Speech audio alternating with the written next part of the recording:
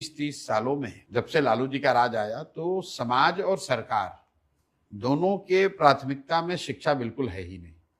सरकारों ने भी न शिक्षा पर ध्यान दिया और धीरे धीरे समाज के प्राथमिकताओं से भी शिक्षा हट गया। आज समाज के लिए मैं बार बार इस बात पर जोर देता हूं, ऐसा नहीं है। कई लोग बताते हैं कि बिहार में शिक्षा की स्थिति इसलिए खराब है क्योंकि स्कूल में खिचड़ी बंट रहा है।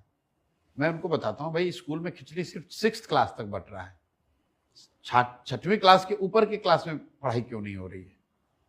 फिर कुछ लोग बताएंगे कि यहाँ पर नियोजित शिक्षक हैं, शिक्षकों की गुणवत्ता खराब है इसलिए शिक्षा व्यवस्था खराब है।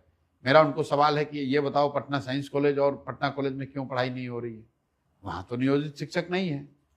कहीं ना कहीं गहराई में आप देखेंगे तो आपको पता चलेगा कि पिछले 25-30 सालों में बिहार में समता मूलक शिक्षा नीति बनाने के नाम पर, सामाजिक न्याय के नाम पर जो शिक्षा व्यवस्था बनाने की कोशिश की गई, इसमें शिक्षा और उसकी गुणवत्ता की कोई महत्ता नहीं है।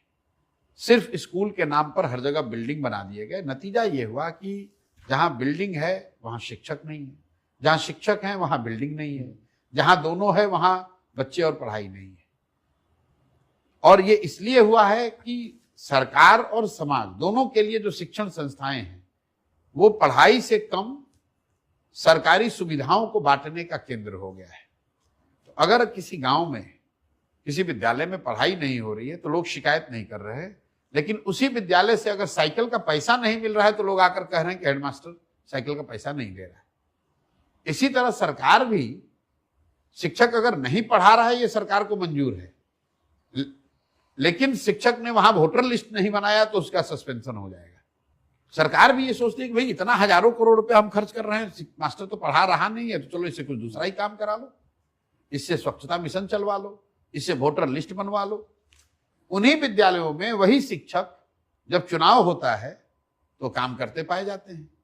उन्हीं शिक्षकों को जब पढ़ाई कराना होता है, जब क्लास लेना होता है तो